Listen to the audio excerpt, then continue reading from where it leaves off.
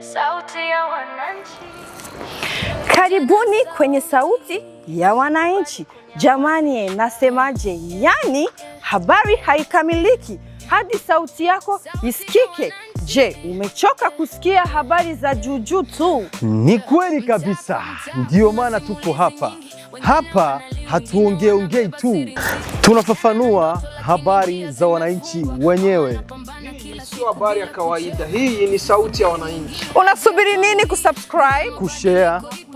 Jamani, unasemaje?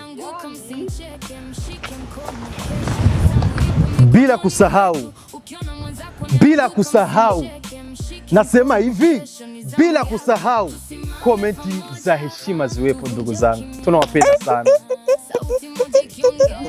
Kesho inaweza kubadilika. Sauti ya Wananchi.